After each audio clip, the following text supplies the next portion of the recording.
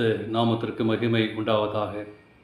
இந்த காலவேளையில் உங்கள் அனைவரையும் ஆண்டவராக இயேசு கிறிஸ்துவின் இன்ப நாமத்தில் உங்களை அன்போடு வாழ்த்தி வரவேற்கிறேன்.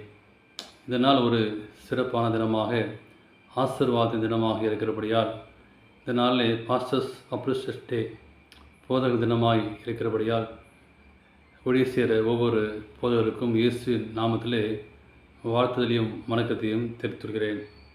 ஏசாயா 52 அதிகாரத்தில் 7 வசனம் சொல்கிறது, சமாதானத்தை கூறி நற்காரியங்களை சுவிசேஷமாய் அறிவித்து ரட்சிப்பை பிரசிப்படுத்துகிற உன் தேவன் ராஜரிகம் பண்ணுகிறார் என்று சீயனுக்கு சொல்கிற சுவிசேஷுடைய பாதங்கள் மலையின் மேல் எவ்வளவு அழகாக இருக்கின்றன என்று சொல்லி ஏசாயா தீர்க்கதரிசி கூறுகிறார்.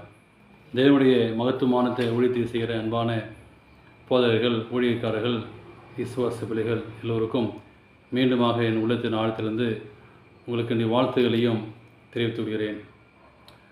மார்க்கு 10:45 வாசிக்கும்போது, அனைவரை மீட்கும் பொருளாக நம்முடைய ஜீவனை கொடுக்கும் வந்தார் என்றார்.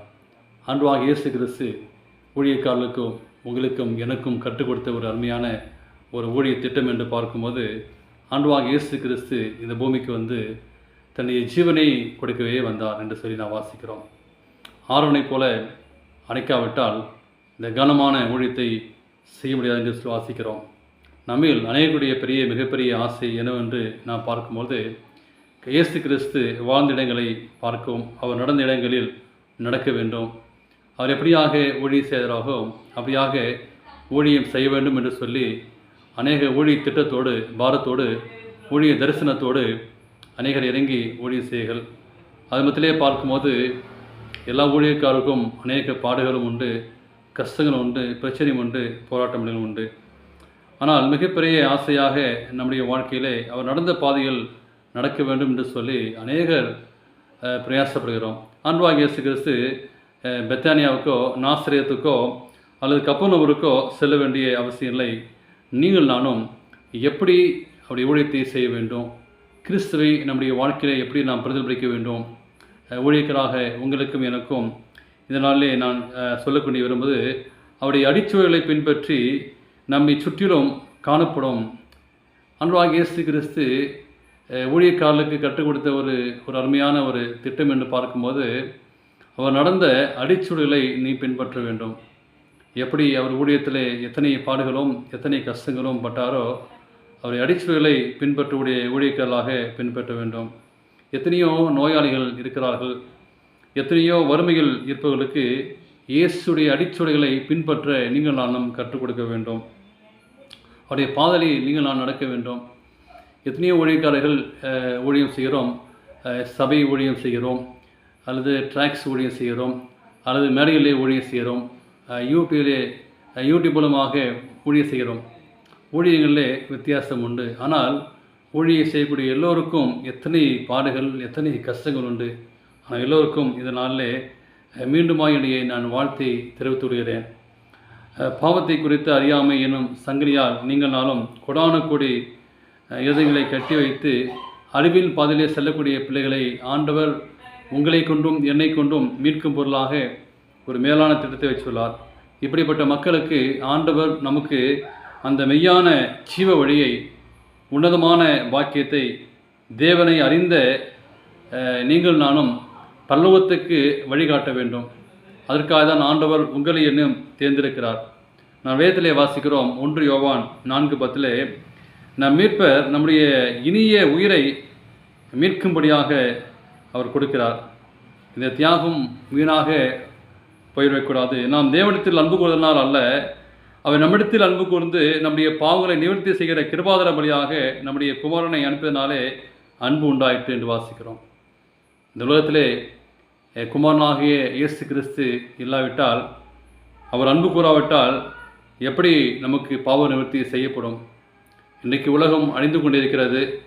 உலகம் எப்படி போய்க்கொண்டிருக்கிறோ அதன்படி போகாதபடி ஆண்டவர் உங்களையும் என்னையும் தேர்ந்தெடுத்து மகத்துவமான ஊழியத்தை செய்யும்படியாக ஒரு ஊழிய பொறுப்பை, ஊழிய கட்டளையை செய்துள்ளார்.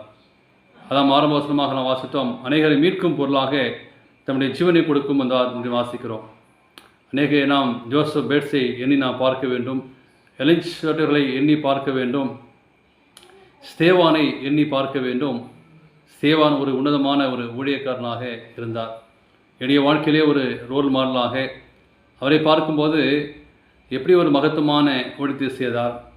கல் எறிந்து கொலை செய்த போது கூட, கல்லால் அடித்த போது கூட இயேசுவை குறித்து அவர் சாட்சி கொடுத்தார். நியாயப்பிரமாணத்தை தைரியமாய் போதித்தார்.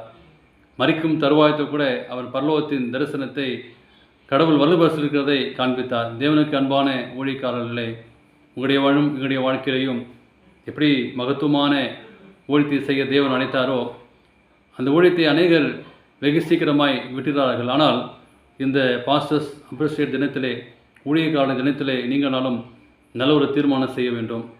அநேகரை மீட்க வேண்டும். அநேகரை மீட்கும் பொருளாக ஆண்டவர் நமக்கு கொடுக்கப்பட்ட மேலான திட்டங்களை அறிந்து செயல்பட வேண்டும். நாம் கிறிஸ்துவின் நடத்தையை பிரதிபலிக்க வேண்டும். கிறிஸ்துவை ஒளியை பிரகாசிக்க நம்முடைய வாழ்க்கையிலே பிரகாசிக்க வேண்டும். அநேகரை மெய்யான வாழ்வுக்கு கொண்டு வர வேண்டும். இந்த ஊழிய காலத்திலே கடைசி காலத்தில் நீங்கள் நாளும் வாழ்கின்ற உங்களையும் அணியும் ஆண்டவர் அழைத்து தேவன் நமக்கு கட்டளையிடுகிறார். மார்க்கு 16:5 பின்பு அவர் நோக்கி, நீங்கள் உலகமெங்கும் போய் சர்வ சிருஷ்டிக்கும் விசேஷத்தை பிரசியுங்கள் என்று சொல்லி வாசிக்கிறோம். ஆண்டவர் நமக்கு கொடுக்கப்பட்ட உன்னதமான ஒரு கட்டளை. ஆண்டவர் இந்த இடத்துல மாத்திரமல்ல, உலகெங்கும் எடுத்து செல்ல வேண்டும் சத்தியத்தை என்று சொல்லி ஆண்டவர் நமக்கு ஒரு இணையாக ஏவு பொருளாக நமக்கு கொடுத்துள்ளார். இந்த காலகட்டத்தில் நமக்கு யூடியூப் மூலமாக ஒரு பெரிய வசதி இருக்கிறது. இதை பயன்படுத்தி நான் பலமுறை யோசித்தேன். நான் எப்படி பலமுறை உலகெங்கும் எப்படி நாம் செல்ல முடியும் என்று ஆரம்ப நாட்களிலே யோசித்தது. ஆனால் இப்போ எண்ணி பார்க்கும்போது உலகெங்கும் செல்லக்கூடிய ஒரு கருவி யூடியூப் இருக்கிறது, ஃபோன் இருக்கிறது. மூலமாக உலகெங்கும் நம்முடைய செய்தியை சொல்ல முடியும். எனவே தேவனுக்கு பிரியமான பிள்ளைகளை நம்முடைய முன்னோடிகள் செய்த ஊழியத்தை எண்ணி பார்க்க வேண்டும். எவ்வளவு தாழ்மையாக எளிமையாக அவனுடைய ஊழியத்தை வைராக்கியமாக செய்தார் என்று யோசித்து பார்க்கும்போது அவருடைய தொடர்ச்சியை நீங்கள் நானும் செய்து முடிக்க வேண்டும். நம்முடைய பார்க்கிறவர்கள், நம்முடைய விசுவாச பிள்ளைகள், தேவனுக்கு அன்பான விசுவாச பிள்ளைகளே, உங்களுக்கும் ஒரு அன்பான ஒரு கட்டளை. உங்களுக்கு கொடுக்கப்பட்ட திருச்செவிலே நீங்கள் என்றைக்கு இயேசு கிறிஸ்துவை ஏற்றுக்கொண்டீர்களோ, உங்களுக்கு ஞானஸ்தானம் கொடுத்த போதகர் அல்லது வேத பாடம் கொடுத்த போதகர், இன்றைக்கு யாரோ ஒருவர் உங்களுக்கு ட்ராக்ஸ் மூலமாக அல்லது கூட்டத்திற்கு வழிகாட்டுகலாம். உங்களை கொண்டு வந்த போதகரை நீங்கள் எண்ணி பாருங்கள். உங்களுடைய திருச்சபை போதகருக்காக நீங்கள் ஜெபித்துக் கொள்ளுங்கள். இந்த நாளிலே அந்த குடும்பங்களுக்காக ஜெபித்துக் கொள்ளுங்கள். உங்களுடைய திருச்சபையை கண்காணிக்கிற உங்கள் போதகருக்காக, ஊழியக்காராக உங்களை சந்தித்து உங்களுடைய துக்கத்திலையும் உங்களுடைய கஷ்டத்திலும் இன்பத்திலும் துன்பத்திலும் உங்களுக்கு அடைத்த உடனே உங்களை கண்டு உங்களை ஜபித்து உங்களுக்கு ஆறுதலான வார்த்தை சொல்லக்கூடிய போதகரை இந்த நாளை நீங்கள் நினைத்துக் கொள்ளுங்கள். இந்த நாளில் உங்களுடைய போதகரை அழைத்து திருச்சபை விசுவாச பிள்ளைகள் உங்களுடைய போதகருக்கு வாழ்த்து கூறுங்கள். என்னால் அவர்களுக்கு இந்த நாள் ஒரு பெரிய ஆசீர்வாதமாக இருக்கும் என்று சொல்லி நம்புகிறேன். விசுவாச பிள்ளைகளாக நீங்கள் உங்கள் திருச்சபையை போதகருக்கு ஜபித்துக் கொள்ளுங்கள். இதை பார்த்து அன்பான ஊழியக்காரர்களே, ஆண்டவர் உங்களுடைய ஊழியங்களை நிச்சயமாக ஆசீர்வதிப்பார். நாம் அநேகரை மீட்கும் பொருளாக நம் ஊழியத்தை செய்வோம். அநேகரை பரலோக ராஜ்யத்துக்கு ஆயத்தப்படுத்துவோம். அவருடைய மேலான ஆசீர்வாதத்தை தேவன் தருவராக. நாம் ஜெபிப்போம். எங்கள் நேசிக்கிற நல்ல ஆண்டவரே, இந்த நாளிலே உடைய சமூகத்தில் ஊழியம் செய்யக்கூடிய ஒவ்வொரு ஊழியக்காரக்காக ஜெபிக்கிறோம். அது சிறு ஊழியமோ பெரிய ஊழியமோ யாராக இருந்தாலும் ஆண்டவரே, நீங்கள் அவங்களை தொட்டு எங்களை அழைச்சிக்கிறீங்க என்பதை நாங்கள் அறிந்து உம்முடைய நாங்கள் முன் வைத்து எங்களை தாழ்த்தி உம்முடைய உயர்த்தி ஆண்டவரே நாங்கள் சிறுகவும் நீங்கள் பெருகுமாய் இந்த உன்னதமான ஊழியத்தை ஆஸ்வதிக்க முடியாது நாங்கள் ஜெபிக்கிறோம். ஆண்டவரே, அநேகரை நாங்கள் பரலோகத்திற்கு ஆண்டவரே கொண்டு செல்லக்கூடிய ஒரு வழிகாட்டியாக எங்கள் பயன்படுத்தும். என்னுடைய பாவங்கள் குற்றங்கள் ஆற்றும் பண்ணிங்க. ஒவ்வொரு ஊழியக்காரர் இந்த நாளே அவருடைய குடும்பங்களையும் அவருடைய ஊழியங்களையும் ஆசீர்வதிக்க முடியாய் இயேசுவின் நாமத்திலே ஜெபிக்கிறேன் நல்ல பிதாவே. ஆமென்.